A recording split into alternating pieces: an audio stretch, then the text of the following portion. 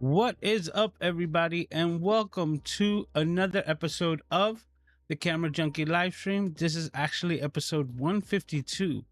You heard correct. That's 152 consecutive weeks of the Camera Junkie live stream without skipping a beat.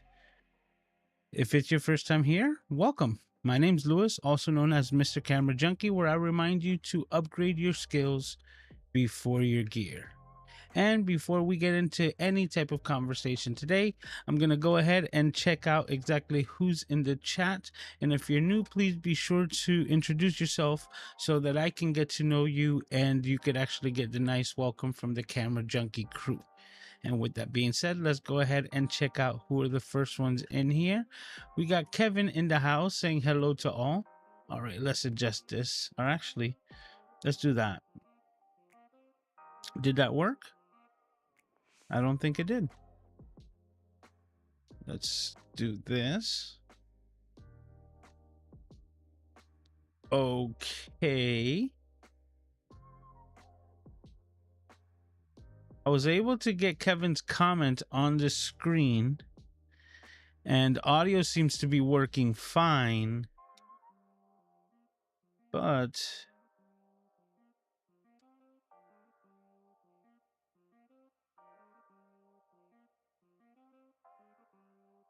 really? I was trying to take off the lower thirds, but that should work no matter what.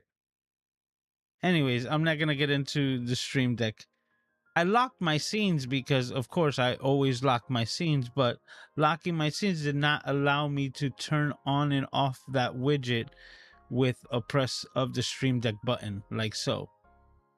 So I got to check that out exactly how I did or didn't do it, but I'll figure that out. Anyway, we continue.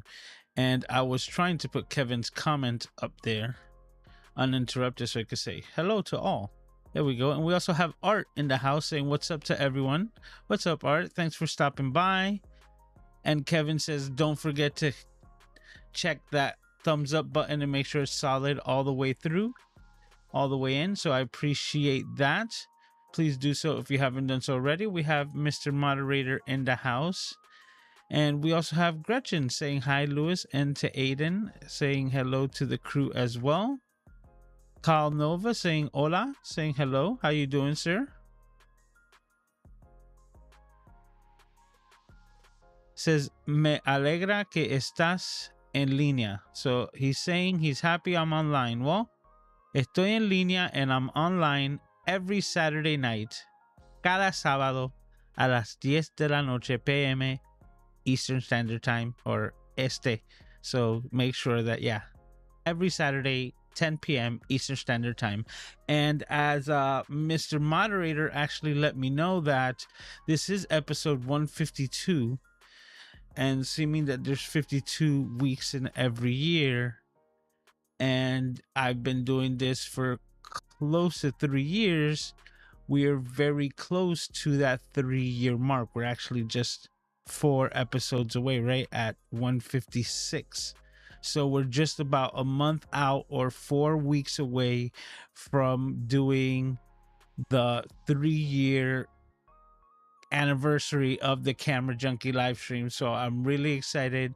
And I was talking with Doc Rock and some other people like Mr. Moderator Paul, and we're going to have a lot of fun for that episode, and we're going to try to make something as big as we can. So I'm really looking forward to that.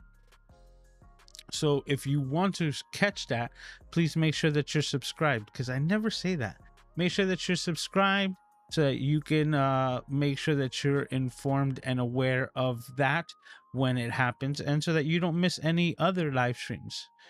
So Paul's over here saying hi to Gretchen, and we also have Kathy in the house saying hello to all the Camera Junkies. Sarkeezy sneaking in here saying evening to all the folks. All right. And today, I really didn't have the ability to plan anything out, but I did want to share with you a new lens that I purchased, but I could only kind of share it with you. I was not able to really test it, and I've had it for like a month already. So I'm going to talk about it now. It is this new Asterhori. It is an 18 millimeter f8 fixed lens. So what that means is that it's not that it starts at an f8 and it can go to f22. It's an f8 fixed. So it's f8 all day, all the time. No aperture ring necessary, because it only has an f8 aperture. So let me go ahead. I believe I have this set up right here. And this is exactly the guy that we're talking about. Seems a bit dark. Let me brighten up the image.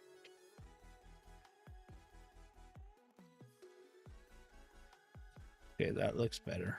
There we go. So this is the Astihori, as you can see, 18 millimeter f8. Very compact, but why I decided to pull the trigger on this lens is that it is a tilt shift lens. So I'm going to show you the magic right now. Bam. And there you go. As you can see, it has an adjustable shift in the lens. And you can see the elements on the inside going from side to side. So if you could imagine that this part stays solid, which is the inside of the camera next to the sensor, when you adjust it, the elements on the inside push to either the left or the right. But what's really cool about this lens is that it has a pivot point right here, allowing you to twist. And then say your camera's here, it now pivots from top to bottom. Or even at a 45-degree angle. But it's giving you all access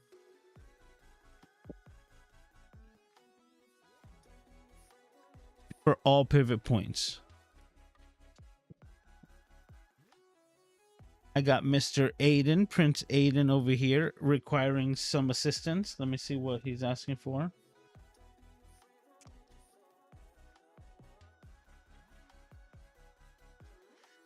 Can you play with another book right now? No? Okay.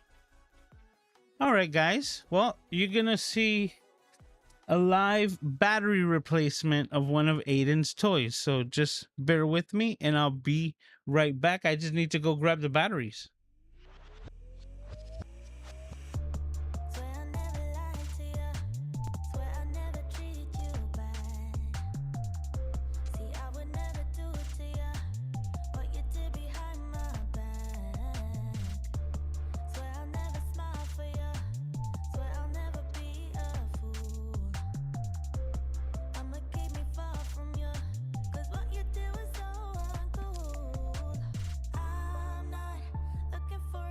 So this is the book. Oh.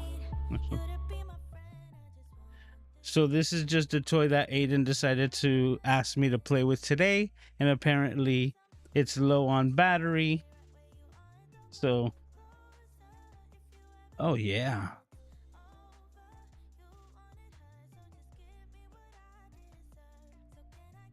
It's been a while I haven't changed the batteries on this one because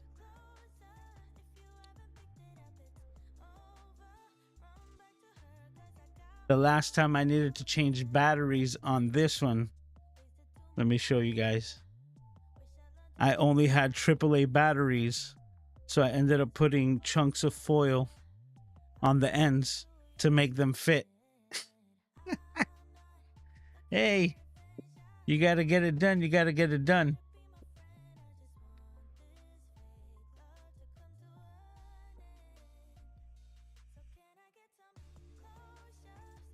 There we go.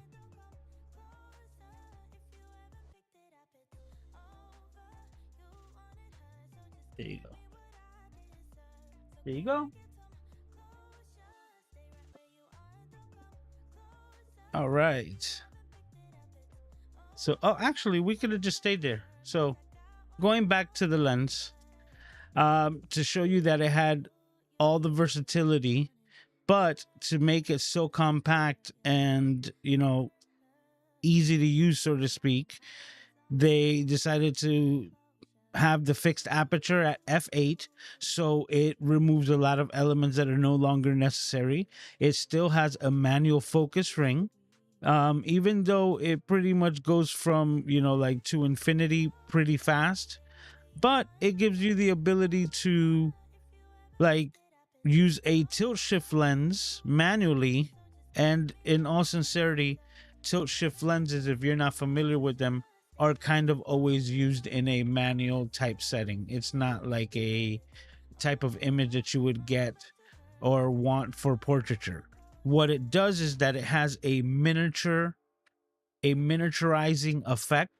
So the really cool aspect of tilt shift lenses is when you start using them for like cityscapes and like large landscapes, because what the effect that you can get from them is that everything looks like it's made in model, like a model form. So if you've ever seen the movie Beetlejuice, right, and talking about like the holiday, you might have caught that movie recently. The effect that you're seeing when the camera is panning over the model within the house, you understand that Beetlejuice is actually like messing around in throughout the majority of the movie. That is kind of like the effect that you would get from a tilt shift lens. And that's why I was like super interested in getting something so compact, because tilt shift lenses with variable apertures, right, and something even a bit brighter tend to be pretty big, pretty like sizable, especially with having to have those mechanics on top of the mechanics of shifting the lens, you know, from side to side. And those usually tend to have the ability of only shifting from side to side and not giving you the ability to go vertical. So it's very interesting to me, but what I've noticed so far, and I haven't really been able to put it through its paces, is that I haven't been getting the miniaturizing effect that you would get traditionally from a tilt shift lens. So is it tilt shifting, right? Is it adjusting the image? Yes. And it's seems to be very interesting for certain architectural like photography, right? Like leading lines, you're able to push this lens either left or right, and the skewing of the image tends to dramatize, so to speak, the edges or the leading lines within the shot. So you're able to really emphasize on what is making the photograph interesting in that type of scenario. But I also purchased this lens because it's supposedly a full frame lens. in a tilt shift in such a small package. So now think about this: tilt shift, full frame. So I pull out my A7R 42 megapixels, and this lens is able to cover the entirety of the lens at 18 millimeters, which is pretty wide. And then let's start messing around with, you know, a miniaturizing effect in the tilt shift. That's where it kind of dropped the ball, because in its center point, as so, it will cover the entirety of the sensor. But as soon as you drop any shift to it and you move it to the side, you get heavy vignetting on the side that it no longer can cover, because you know you're moving the elements within it to the side. So it is an 18 millimeter f8 compact pocket lens for full frame. But if you want to start getting more of the tilt shift capabilities at its extremities, then this is kind of relegated to APS-C. So that's when I started to try to use it as much as possible.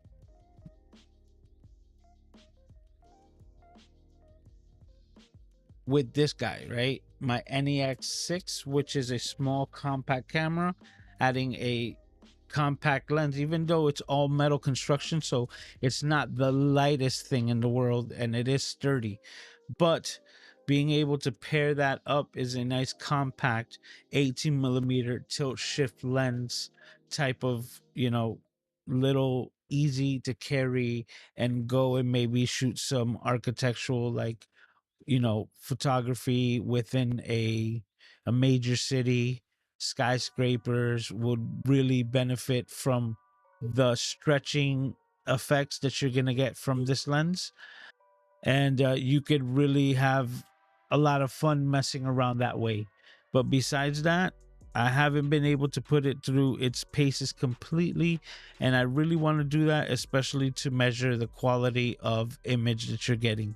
Because the one thing that I noticed just superficially, like on the top, um, you're seeing a lot of grain. You're seeing a lot of grain because it's closed down to f8, but I haven't really put it in the best environment, and having the most abundant amount of light would be the best environment. But I really want to see how it renders color in daytime, because that would be kind of like the missing information that I don't have of this lens, to see how it renders colors, if it's really having issues even at f8 with um I, I'm just wondering, you know, like if there's anything that it could be negative, so to speak. But I still got to put it through his paces. The reason why I didn't put it through his paces, because I actually had this lens for the entirety of Creator Camp, is because this bad boy right here kind of stole the show. This is the Rockinon 12 millimeter f2 autofocus lens, and that paired with my A6600, just, I fell in love. Just, it made it so easy. It was so convenient to just, you know, utilize this for like all around photography. The extreme wide angle of the lens really allowed me to capture a lot of the cities that we were visiting, even though we were walking around. And I loved the overall like imagery and aesthetics that I was getting from this lens. Super happy. That with the A6600, mostly the A6600 battery life. Like, I really gotta give it to Sony. Like, I've been on the back end, so to speak, and I will admit to it, right? I've been using the A7R2 and all, like the A6600, A6000 previous to that, and I've been using the NPFW50 batteries, and those are the smaller ones. And because I've had an abundance of them, I said, hey, I've been able to utilize all these cameras. But the battery life of these Z batteries and on an APS-C camera like the A6600 is bananas. It is like the battery lasts for multiple days, especially the way that I use it, right? For photography first. My goodness, that thing is just amazing. Like, I'm surprised that I just can go and shoot for the day and barely put a dent in it of like 25%. So it's like I can shoot the way that I shoot normally and only use 25% of the battery, meaning I can get 3 solid days out of it without having to worry about the batteries. So amazing, super happy with that. And I can't wait because right now I just started to feel like I just came kind of finishing off because of the weekly or the week long workshop that I just finished doing yesterday, right? Because all the days are coming together on me. So the workshop that I just finished doing today, we're doing this live stream.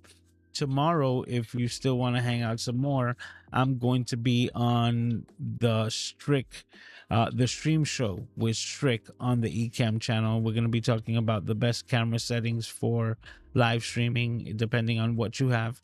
So I'm always going to have fun hanging out with Strick. If you want to meet us there, that's where I'm going to be. And then Monday is going to be like the first day that I have nothing like planned, right? But Tuesday we hop right back into it doing the Flow podcast. So that's kind of been my schedule and my upcoming schedule for the next couple of days. And that's where I'm at. But I just now started to feel like I'm coming down from it and that I'm now able to kind of relax. So with that being said, is the time that I can't wait to now get into the footage, all the videos and photos that I've taken for pretty much the last month, right? So, but I got one of these guys, which I absolutely love. I've been talking about it. So I use a variety of different storage mediums, but last year I purchased one of these little SSK. This is just a USB-C um M.2 hard drive enclosure. So I bought the enclosure for like $20, and then I put a 2 terabyte M.2 hard drive in it, and this thing has been rock solid. This is where I do all of my editing from. So I have a small little cable, because the smaller the cable, the better for this case or for this use case scenario. Because we're transferring data and I wanted to use this drive as my like editing drive. So I got this small little cable, and if you can see there, it says USB 440, meaning 40 gigabytes per second. This cable is rated. So connecting that to this is pretty much expanding the hard drive space of my computer. Plug it right in and it flies, to the ability that I don't have to compress files and I can edit directly off of it. So what did I do this year? I bought another one. I got the same exact SSK drive, except I got a good deal on a new M.2, and this one's 4 terabytes.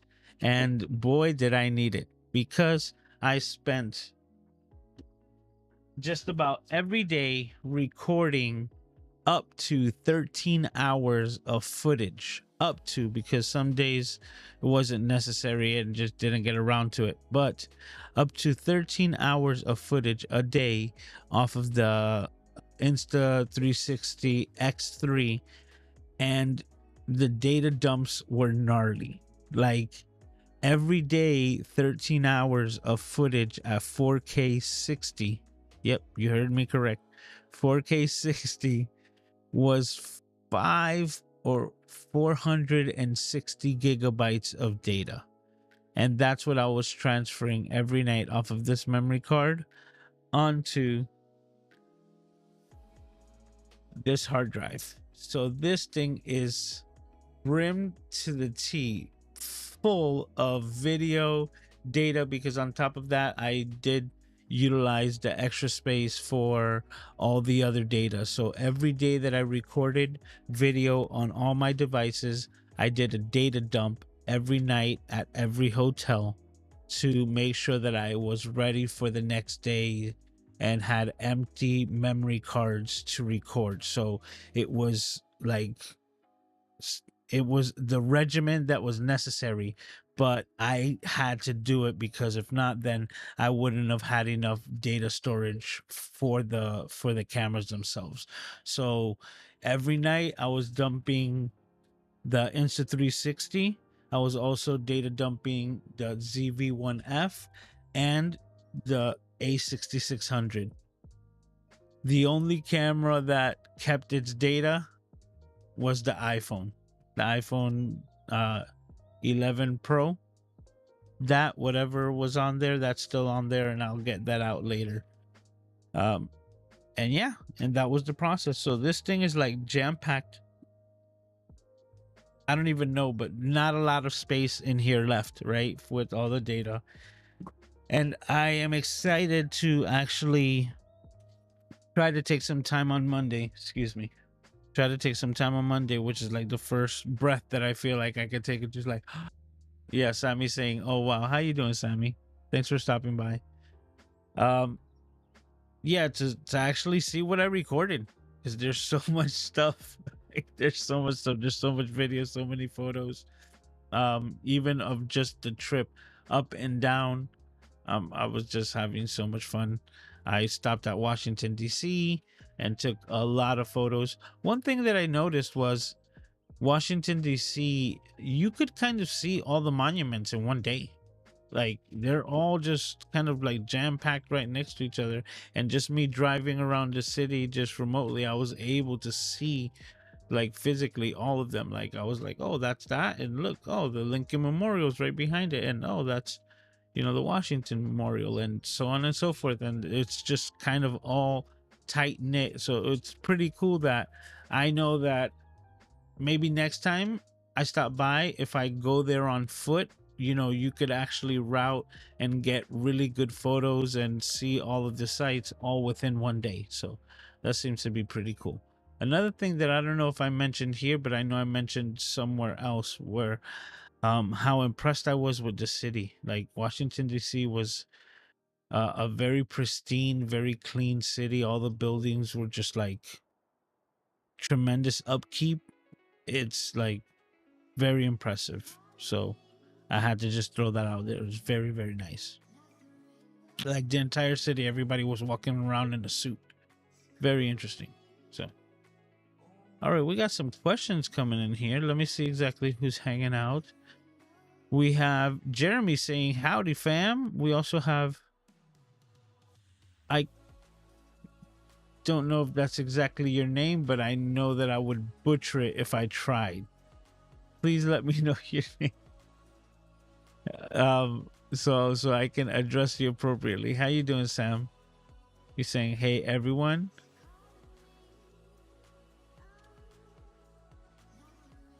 See, Simple Shutter Snap says tilt shift lenses are great for architecture. Yeah, but that's exactly like the only properties that I'm seeing out of this tilt shift. Like, definitely not getting any of the miniaturization effect on it. So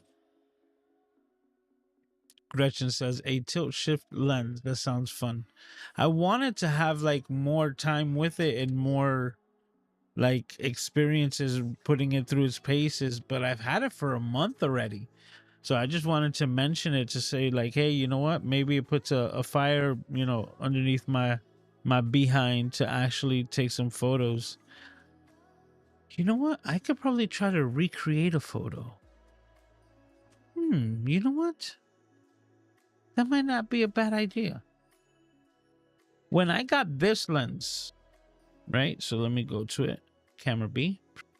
This lens right here. This is my 19mm to 35mm Quanta Ray 3.5 to 4.5 variable aperture lens. Now, this is a lens that is a photography first lens.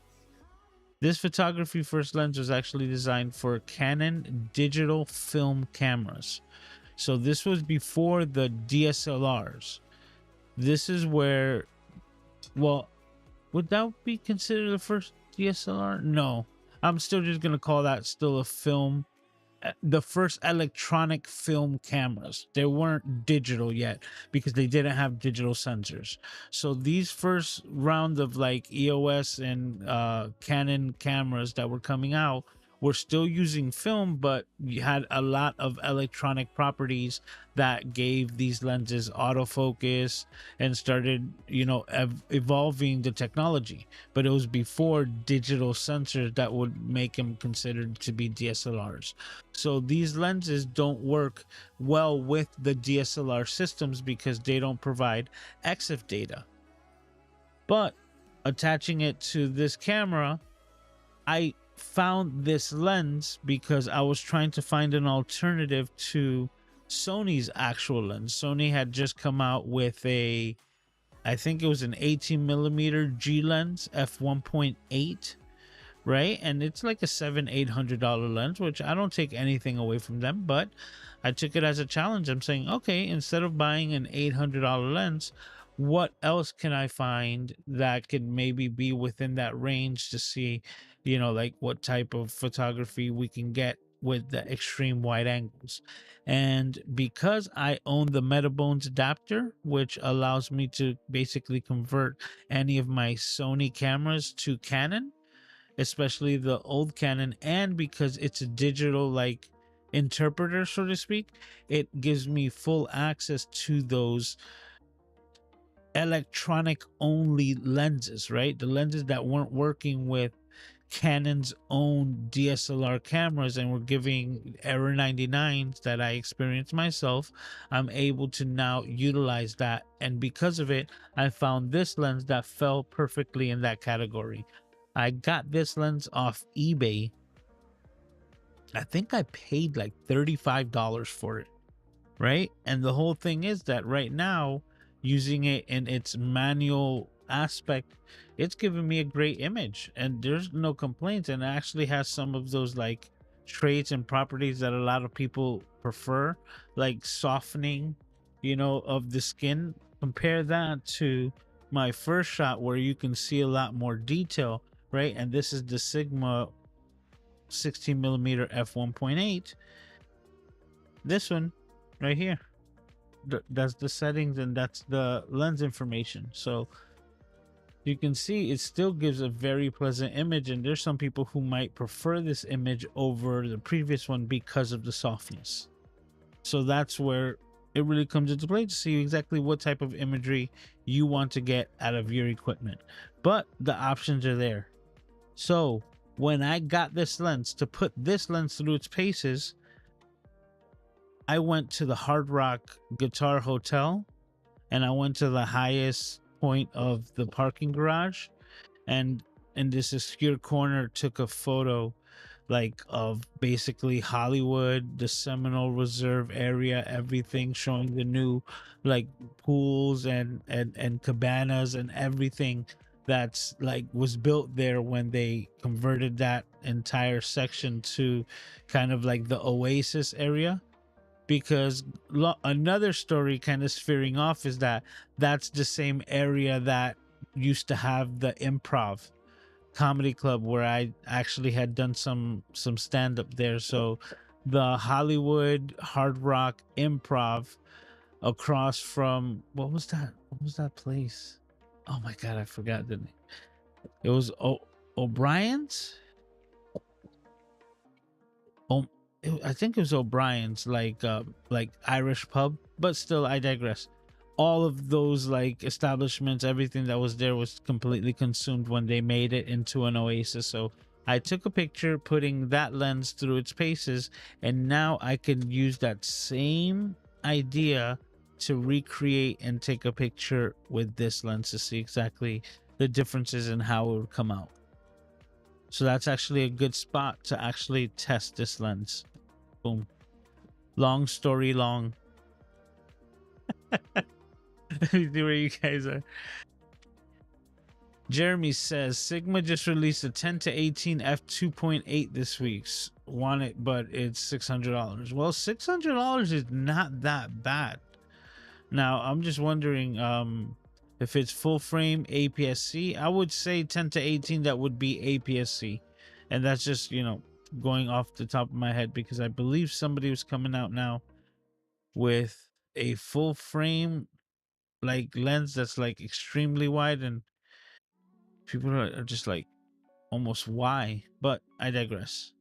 Sigma's prices are not too bad, and $600 for that type of lens, $500 would have been a sweet spot in my opinion, because even like right now, Sony's 10 to 18, which is the f4 variety, it does have optical steady shot, so it does have OSS. That one still sells for about $400, even like on the used market, which is remarkable to me. So instead, I had that lens. I talked about it like maybe even last week. So, but anyways, but instead of getting that one or anything similar, because I also know Sony, I think Sony made a new version of that one as well, and that one's also pretty pricey. I think that one's like $800. So yeah, and it's APS-C. So we can get on the Google machines and figure that out, because I do believe that Sony came out with a new updated version of their f4 10 to 18. But I digress. I got this one. I've been very happy. It's a lot more rectilinear, and I'm able to use that 12 millimeter focal length. So dad duties never stops. It never stops. But I wouldn't have it any other way. Like, like when you like step on Legos and you trip over the kids like toys and stuff like that. Like every time it happens, every time I stub my toe on something that he's pulled out and I'm trying to get him to put back in the toy bin, I remind myself that there's gonna be a time that I'm going to miss that, when he's not gonna be doing that stuff, and I'm gonna want to be stepping on a piece of Lego or stubbing my toe on one of his toys. And it sounds crazy, but me understanding that allows me to kind of like enjoy these moments as much as possible while they're happening. He's only gonna be this big once, and I love him to death, man. That boy. Sammy says buying a new lens tonight. Which lens are you buying, sir? Gretchen says, I just watched Beetlejuice with the grandkids a couple weeks ago. It was such a good movie, man. I love Michael Keaton. He did such an excellent job. Says, looking forward to it. I'm not sure exactly what it says. Well, thank you, thank you. I learned a lot. I got some feedback, even from some people that I wasn't expecting, about learning some things that really made it all worthwhile for me. So that's really cool. If anyone else was able to learn from it, then even better, because like it's funny. I got complimented on what I felt was like my worst like performance, so to speak, and it wasn't that. I think it was just like that there's so much going on, right, that I can talk about, that it's tough to kind of just like pump the brakes and just be like, ooh, we gotta hold all that back. And even though I want to talk about it, like just to try to stay on track and talk about things that are more relevant. And I think that was like the hardest part for me. And when I thought that I did the worst of that, was kind of where I got some really nice feedback. So it's interesting, we are our own worst critics, and that applies to me just the same way. So I am very grateful for being able to have gotten the opportunity. I learned a lot about it as well. So I had a lot of fun doing it, but I learned a lot for the next time, for the next time that I get the opportunity to do something like this, I can build upon what I was already able to do and get better, right? Because practice makes better. And nothing's perfect, right? And we do our best every single time, but through practice, we do better. So practice makes better. Okay, Mr. Moderator just put in the link here for the stream show tomorrow night. Sammy says, "Oh wow." I don't remember exactly what we were talking about. We have a question. Do I have a link for the storage? I think I do. You know what? I'm gonna go ahead and get that out.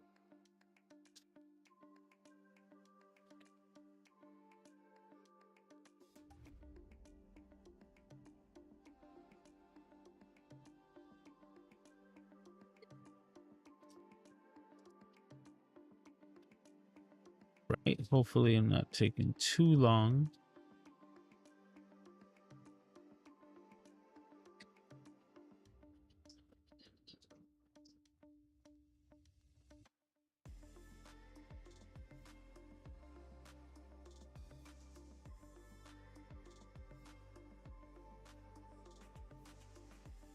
Okay, so I'm gonna go ahead and put this in here. This is uh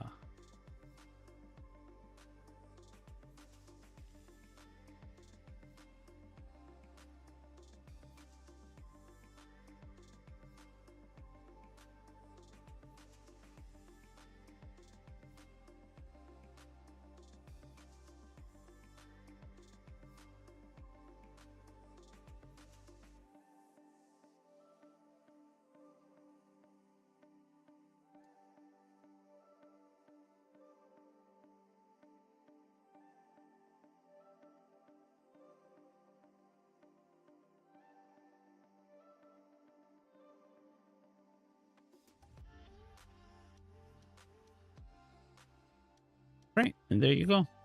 Now let me get back to the messages here. Sammy says, I'm kind of doing that with my short film. I actually saw the preview that you put on Facebook. I gave it a thumbs up. That was really nice. But I'm doing it on my Mac internal drive since I don't want to edit on a drive if I'm not worth it. Ah, well, absolutely. Like right now, I'm editing the Flow podcast and I'm doing that on the internal hard drive just because I have the ability to throw it in there and I didn't have my external connected.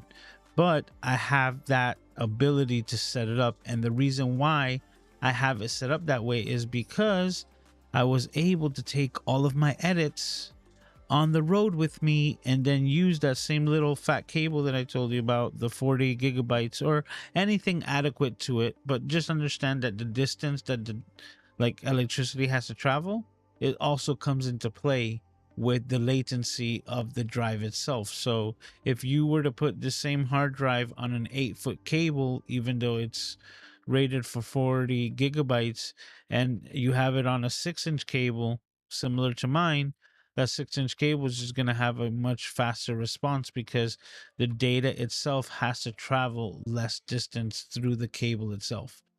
It all has its own type of resistance. So you try to eliminate that as much as possible. Having a drive like this connected allows me to connect this drive to my MacBook Air, and boom, I'm off and running. I'm editing off of the drive, and my MacBook Air is nothing, like to write home about, so to speak. It's not anything out of this world. It's the base M1 MacBook Air, the thin one. It gives amazing battery life, but if I need to use Final Cut Pro, it is a Mac, so it has that capability. And if my system were to like sluggishly start like slowing down for whatever reason, I still have the ability to create proxy files, right? And go back to my days prior to M1, you know, silicone on these computers and just go right back to creating smaller files within the edit itself that will play easier during the timeline, and then export the full quality version, all because I have basically unlimited capacity. And as soon as I connect this drive to my little MacBook Air that has, I believe, 256, if not 512, gigs of hard drive space. I actually think it's 256. It's like the basic one. So 256 will now have 4 terabytes and 256, right?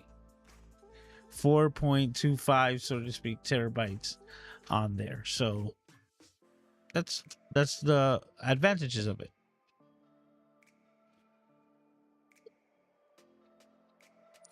Gretchen says, I haven't started sorting my videos from Creator Camp either. That road trip and the videos are on my list for this week. I can imagine, because you also just got home. Oh, it's Johnny E. Okay, good. But then you're going to have to let me know how you pronounce that so that I can get it as well. That's just back burner stuff. All right, Johnny. Nice to see you, brother.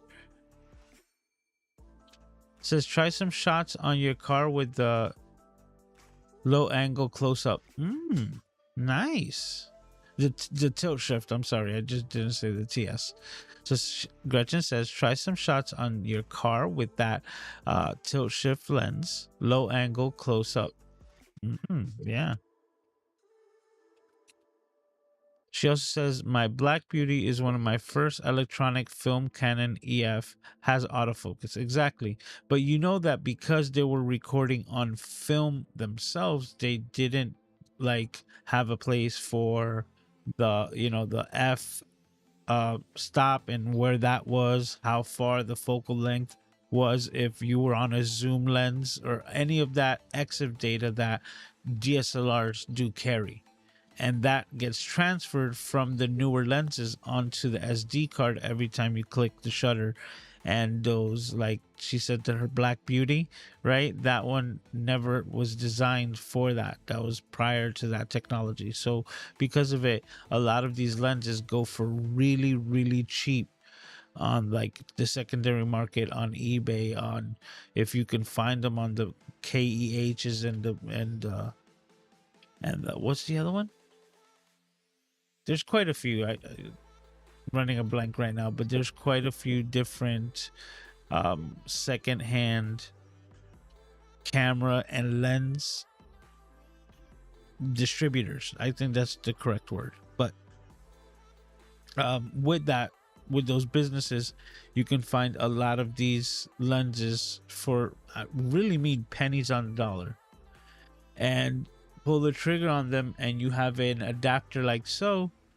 You can really take advantage of a lot of good glass, because if you haven't heard me say it before, glass before ass. Optics will always be more important than the camera bodies. With that adapter and this lens, I'm able to put that on any future Sony camera just the same way, and be able to utilize a variety of different lenses. So it just takes the 100, I believe it's close to 100 lenses that Sony gives you natively with the E-mount lens, not including the third-party lenses like Sigma, Rokinon, but then also the ability to utilize all my old Canon EF lenses, like, is freaking nuts. So that's why I absolutely have so much fun messing around, tweaking. Like you could even take this, for example. I'm gonna grab this thing here. Which lens is this? Because I forgot the brand. Is this is a Tamron. Oof, look at this. So what do you see there? Tamron Auto, right? This is a f1 f2.8 on the other side here. F2.8, and right here 28 millimeter full frame lens. So pretty fast f2.8, and this is a M filter lens, or M mount lens, M42 to be exact, which is just a 42 millimeter filter, or thread pitch on it, and that's it. No electronics whatsoever, complete manual, and have the ability to put this glass and get the softness, the imagery of this lens onto a modern camera. Can't be beat. I have too much fun. That's why I'm a camera junkie. Let's continue. Rainy confirmed. He said APS-C for that 10 to 18. Slice saying driving in the dark, drive safe in the rain. But I'm listening. Just drive safe. Oh, I'm such a softie. Yeah, like I could be rock hard. I could be the most not soft person in the world. But when it comes to my boy, oh boy, the heartstrings. He pulls on them, and well, like we've already been through so much together that, yeah, let me not get to the softy side. Oh, nice. The 85 Sony lens. So you're probably talking about the 85 f1.8, which would be like, the non-G Master. And I tell you the truth, I use that for all my portraiture. Well, for a lot of it with that same camera right there. Great. Yeah, you see the f1.8 version? He said just underneath that. Yeah, and that's such a good lens. Such a good lens. And for B-roll, oh, get some slow motion with that. You'll be very happy. Says just like streaming, you have to start somewhere. Exactly. And when it comes to streaming, that is not an issue for me whatsoever, right? We could tell.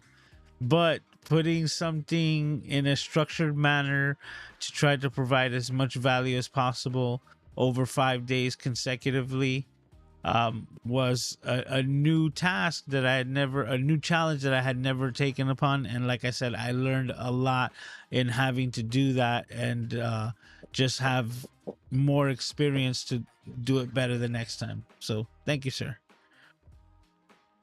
Says, you taught this old photographer some new tricks in the class. So well done. Thank you. Thank you. See, that means the world to me. Says, I'm also looking at the 90mm macro from Sony as the next lens, and I will buy it. That one, to tell you the truth, that one's always interested me. I've always wanted to pull the trigger on it. I am kind of selfishly hoping that they come out with a new one, because the one thing about that macro lens is that it kind of is a slow focusing lens. That is, the one negative of it. But you have to understand that it has a lot of elements at 90mm that it needs to pull all the way out to actually get the macro shot. And to be able to do that, with a 90mm lens is amazing. So that's why I understand. But like I was just saying, selfishly, I'm hoping that Sony comes out with a new one for one of two reasons. Either that one is so amazingly hands down better that it's like a no-brainer to just pull the trigger on the Mark II, right? And have like super fast autofocus and yada, yada, yada. Or if the price range for that new one, super fast autofocus, is just astronomical, that is like, yeah, I'll hold off. It will still give, the ability for this one to actually like lower in price and be easier on the wallet, especially on the used market.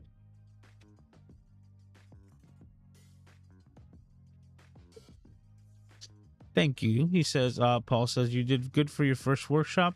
We always learn things to tweak for the next time. Absolutely.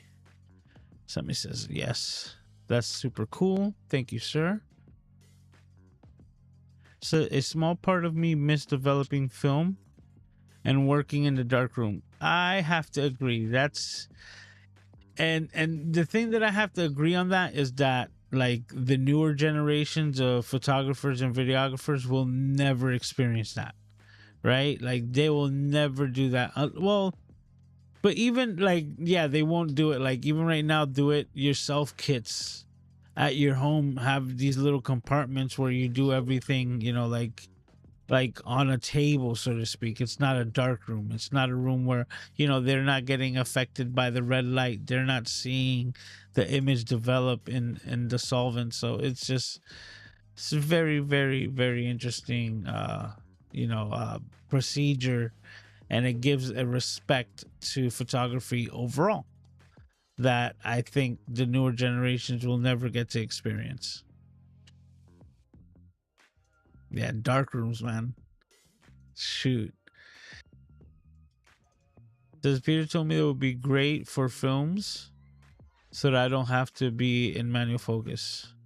Well, yeah. If you're like in if you're running gunning and you're by yourself, absolutely. Like absolutely.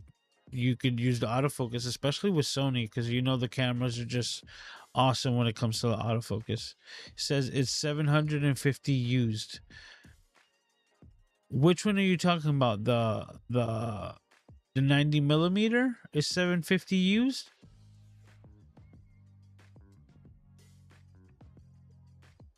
Okay, so we have a Spanish comment.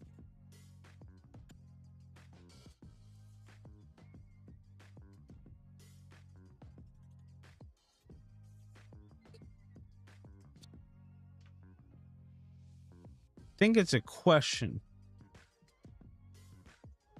Let me go ahead and try. It says, para ti vale la pena gastar más y comprar la Sony ZV-1 Mark II, o es mejor ahorrar y comprar la Sony ZV-1F. Hay realmente mucha diferencia en la calidad de imagen entre ambas cámaras. So to repeat this in English, it says, is it really worth to spend the difference on the Sony ZV-1 Mark II over the ZV-1F?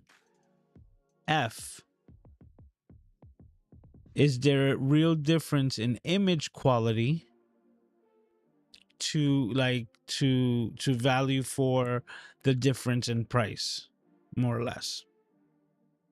Well, to answer that, I would have to just explain that the biggest difference between the cameras is not image quality, but image focal length and range. The Sony ZV-1F has a fixed focal length of only 20 millimeters, equivalent to a full frame camera, and the ZV-1 Mark II has a zoom range between 18 millimeter and I believe it was 50. I believe it switched from 18 to 50. So let me make sure on this.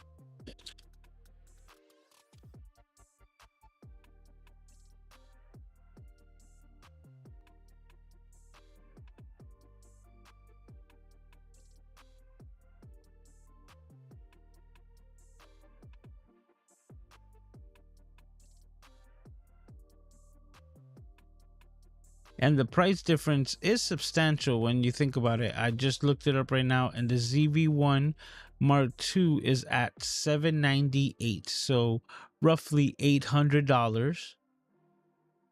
And the ZV-1F is basically $500. So it's a $300 difference, and when you're going from 5 to 8, that's substantial, especially for the zoom. So let's see here, specs.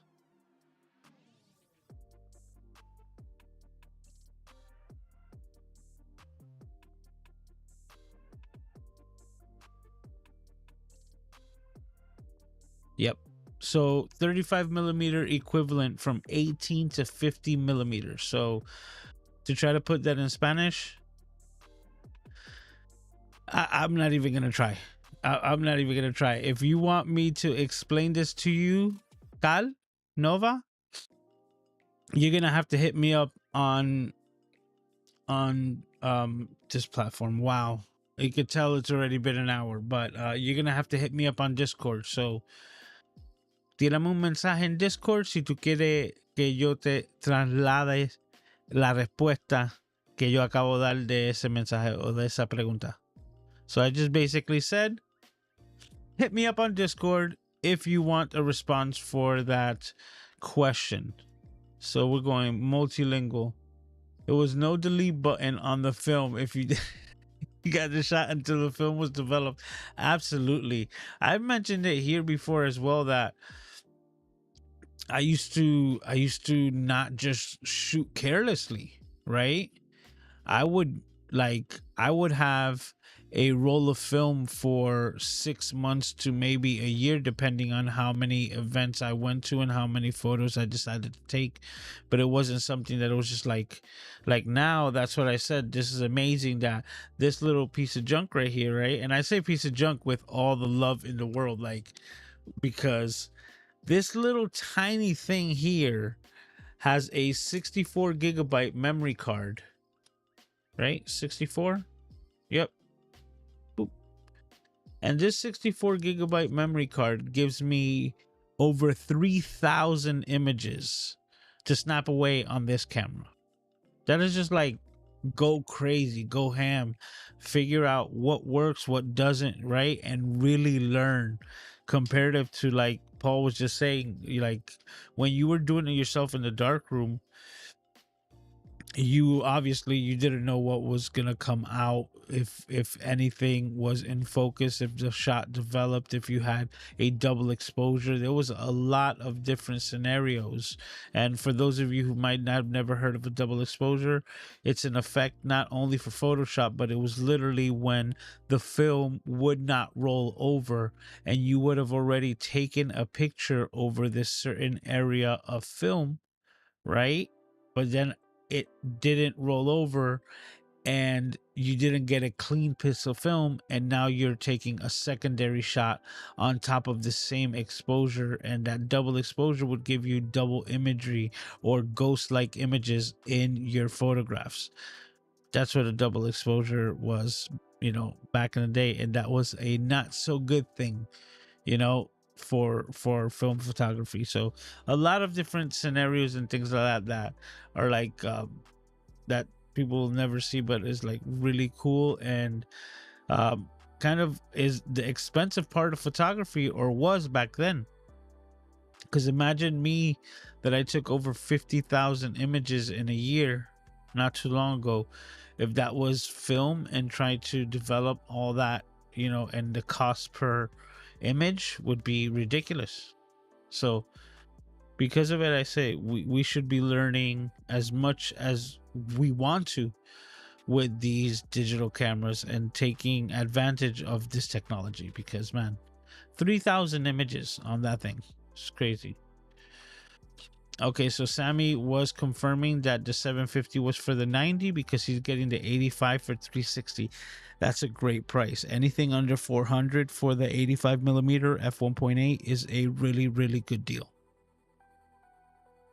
Gretchen says she misses the dark room, the silence, the smell, the slow reveal. Right, the slow reveal of the photo is just like, that's what I really was trying to, I guess, like say that's what I don't think the new generations are really gonna get. That slow reveal of the photo is just something else. Says the challenge to get all the elements right. I lost all sense of time and would often not realize I had been in there all day. You and just about every other photographer once they got into the zone. I don't know if the chemicals had something to do with it too, but that's a whole different conversation. All right. So we got the links to the Discord, but he's also saying he understands English perfectly. He says, thank you for responding to him. Mucho gusto.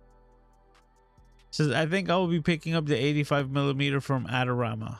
Okay, you see, that's a good one that I forgot to mention, because I had mentioned KEH. I forgot Adorama.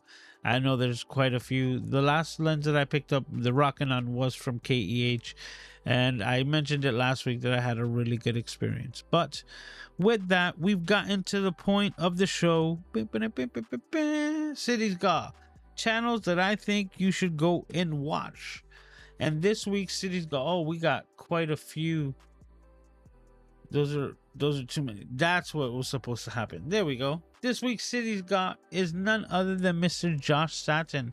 He is this week's honorary camera junkie. And because that's what he is. If you take a look at his channel and haven't heard of him before, check him out. He is an ex-Canonite like myself, where now is all Sony, one and only. And this is his channel based about all of that. Now, he's got how many subscribers right now? He's got 24.5K subscribers on his channel. He also has a weekly live stream. He doesn't keep them up, so catch them when you can. So if you haven't done so, make sure you subscribe. But he also had he actually started YouTube with a farming channel, and his farming channel has like over 235,000 subscribers. And because of him making that channel, he became a camera junkie, so to speak, and fell in love with that aspect. And now he's kind of done with the farming aspect and has now totally rolled over onto the photography and videography side. He also has a podcast that I listen to called 16 Stops, which you could also subscribe at the bottom of his channels around here, right? But if you haven't checked him out before, haven't heard of this man, Josh Satin, I highly recommend you check out his stuff. He's another bearded brethren content creator of the YouTube platforms, and he's this week's Cities Gaw channels that I think you should go and watch. And that is it for this week. Thank you all for hanging out here with me. We've done it. We've completed another episode. 152 is in the books. And if you haven't understood, that is 152 consecutive weeks of the Camera Junkie live stream without skipping a beat. And I thank all of you for hanging out here with me and making this the place where I want to be week in and week out, without a doubt. So that's it. If you haven't done so, make sure you mark your calendars. Every week, Saturday nights, 10 p.m. Eastern Standard Time, we'll be hanging out here on the Camera Junkie live stream. And I can't wait to see all of your smiling faces while we do it all over again next week, episode 153. And we inch closer and closer to that 3-year mark. And I can't wait to party along with you as we have a blast, just hanging out. So thank you for hanging out with me, and I will see you next week. So talk to you.